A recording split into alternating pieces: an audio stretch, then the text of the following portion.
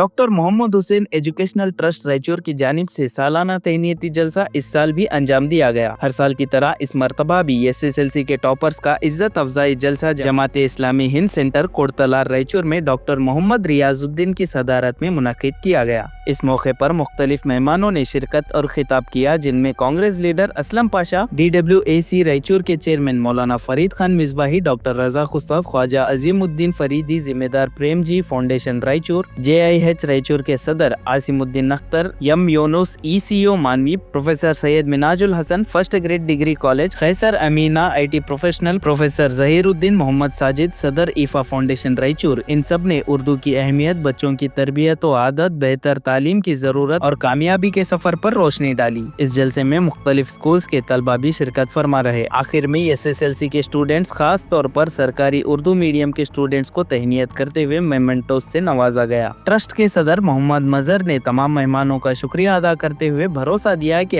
हर साल इसी तरह स्टूडेंट्स की हौसला अफजाई के लिए ऐसा जलसा मुनक्किद किया जाता रहेगा। उर्दू मीडियम को भी लोग जो है बहुत ही कमजोर लोग उर्दू पढ़ाते हैं, लेकिन हम कमजोर नहीं हैं। कमजोर कौन है?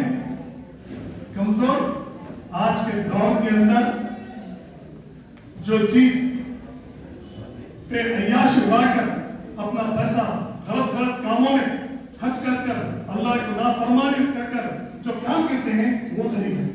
जो इल्म हासिल कर कुरान मजीद हदीस पढ़कर हम इल्म हासिल करते हैं वो गरीब है, गरीबों सबसे अमीर है।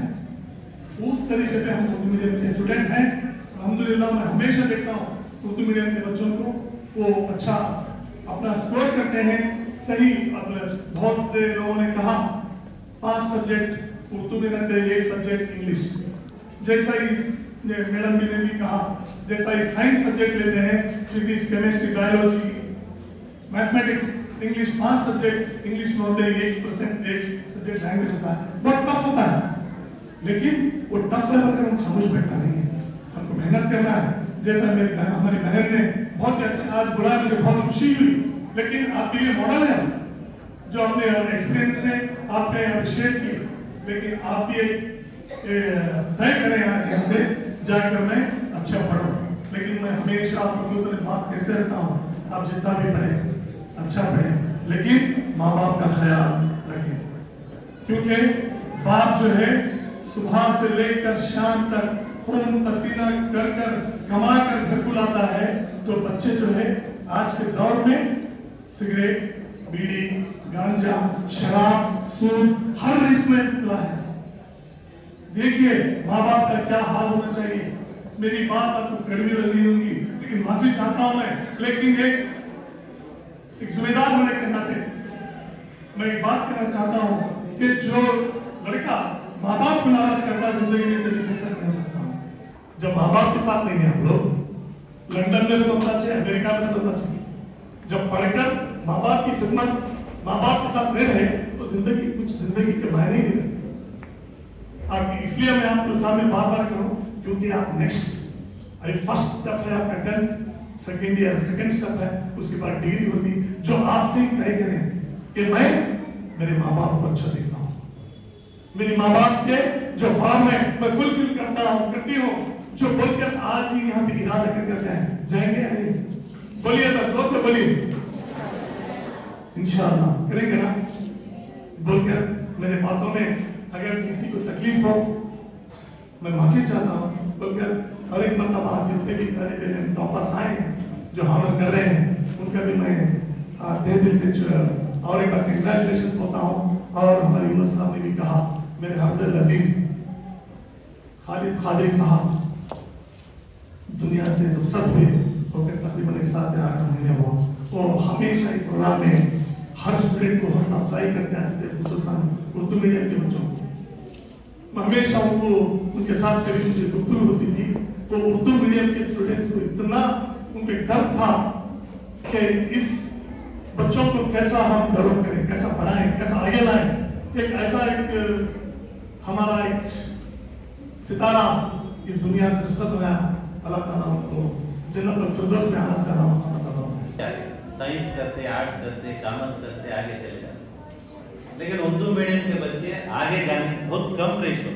हमारा एक क्लासमेट था, हमारे साथ PhD करता था केमिस्ट्री में, वो उर्दू मीडियम से मोहम्मद सलीम उनका नाम था। तो एक दो आ जाते, बहुत सारे बच्चे वहीं पे ड्रॉप आउट हो जाते।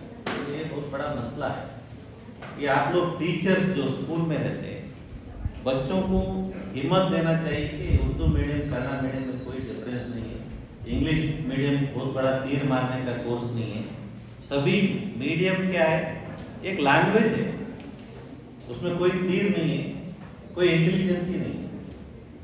इसका मतलब ये नहीं कि इंग्लिश मीडियम बच्चे बहुत इंटेलिजेंट रहते हैं, कन्नड़ा मीडियम के बहुत पढ़ते, ऐसा कुछ भी नहीं रहता। तो हम उसको समझना चाहिए कि हमारे बच्चों में हिम्मत देना चाहिए कि उर्दू मीडियम की किसी मीडियम से कम नहीं है, कोई भी मीडियम ऑफ इंस्ट्रक्शन, ये जस्ट मीडियम ऑफ इंस्ट्रक्शन है। हमारे पॉपुलेशन के हिसाब से बहुत कम है, और जितने भी स्कूल है 25 है, 19 स्कूल है, कि जितने भी स्कूल है वहाँ बच्चे कम है। रूरल में जो स्कूल है वहाँ तो बच्चे बहुत कम है।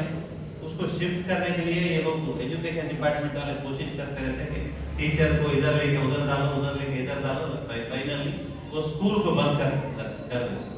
ऐसा एक एक करके पूरे स्कूल बंद कर देते हैं। इसका हल क्या है, हम ज्यादा से ज्यादा बच्चों को स्कूल में एडमिट करें।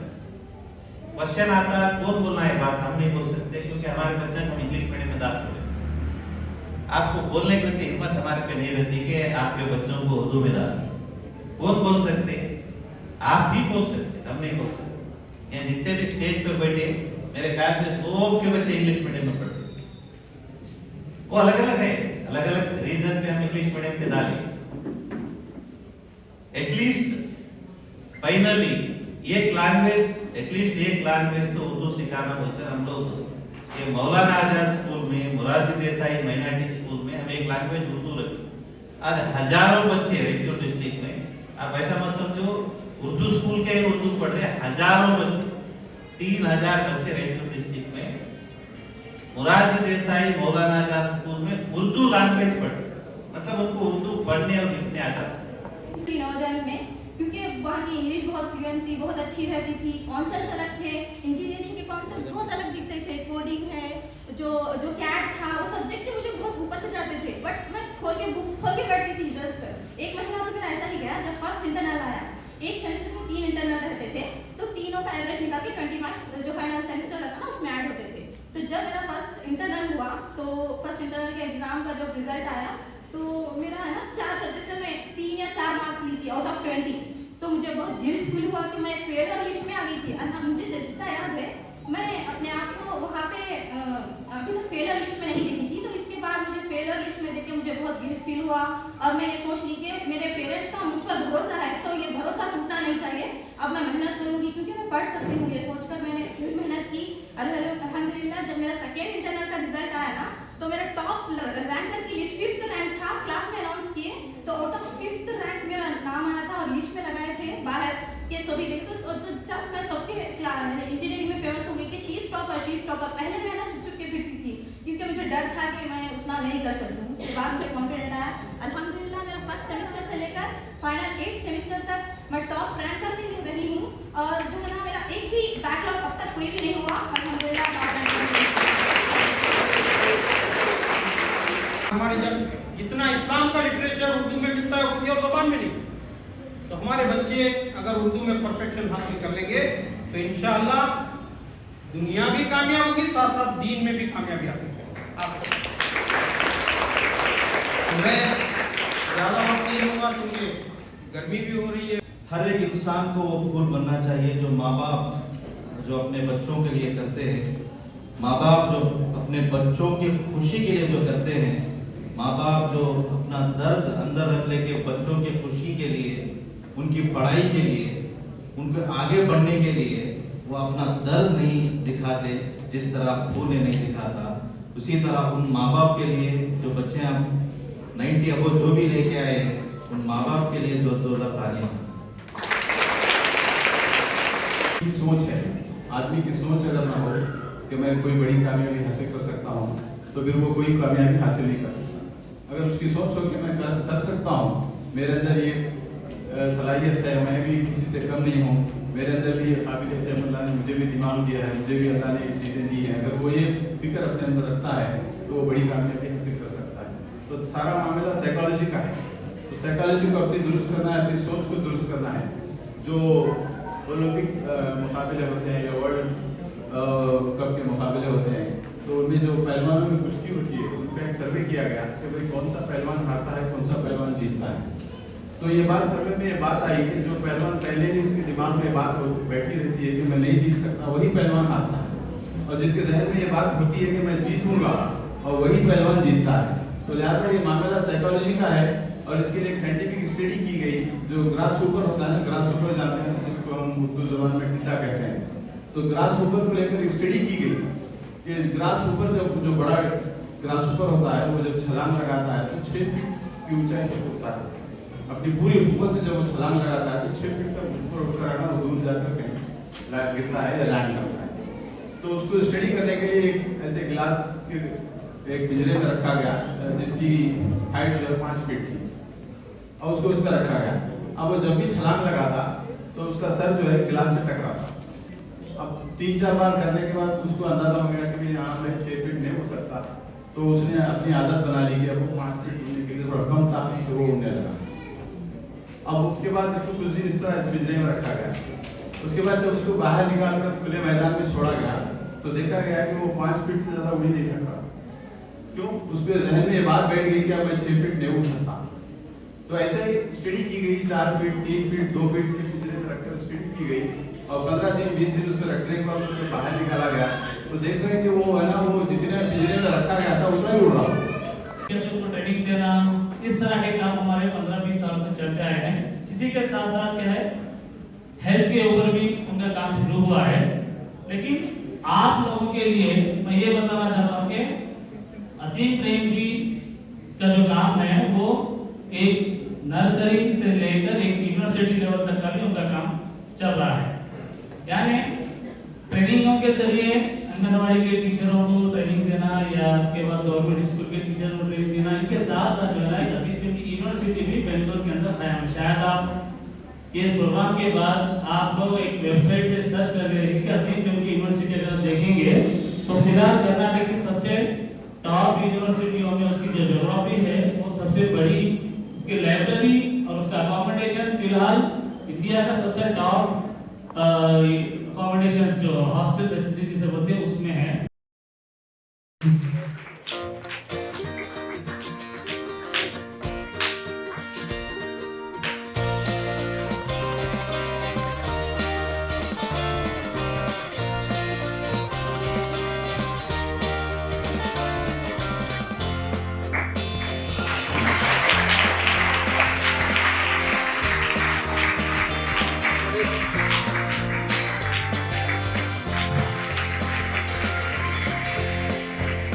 शहीद कॉलेज के डॉक्टर हैं श्रीनिवास शिक्षण जो रायचूर का इलाका है, रायचूर की ब्रांच है।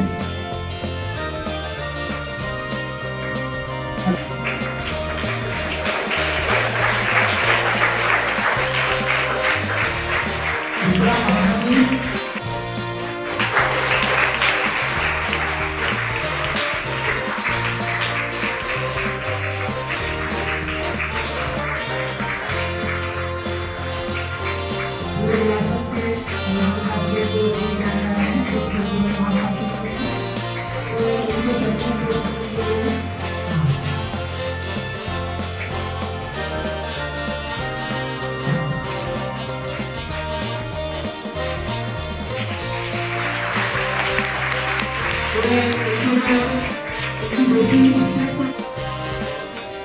जोरदार तालियां।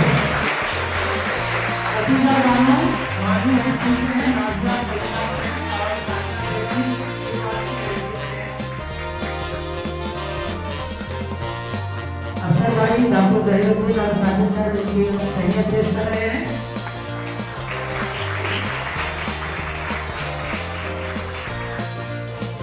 जोरदार तालियां।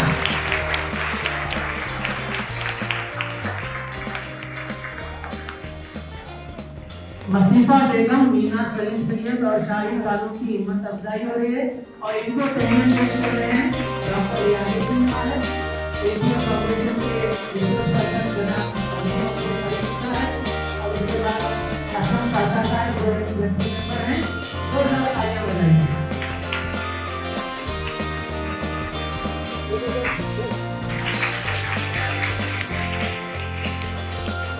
स्टूडेंट्स नहीं है।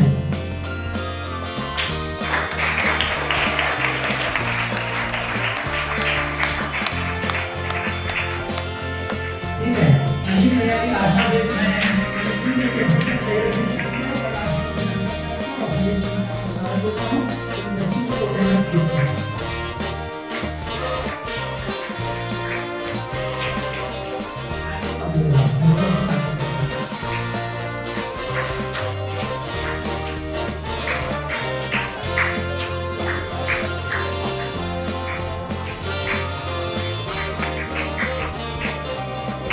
जोरदार तालियां।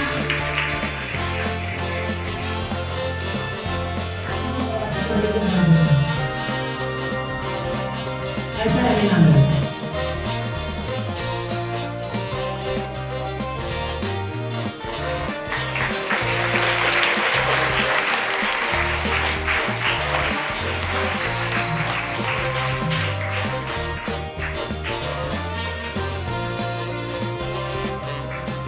सलीना खातून, नेहाना और नासिर बेगम को तहनीत पेश कर रहे हैं। तमाम मेहमानों की खुशी जोरदार तालियों से उनकी हिम्मत अफजाई करें।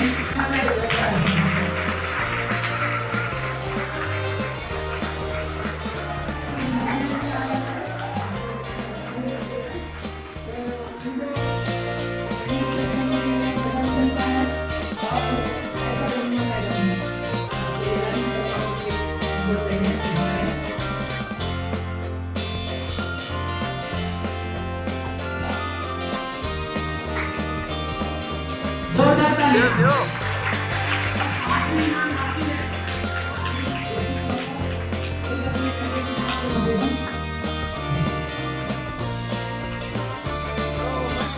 डॉक्टर यासर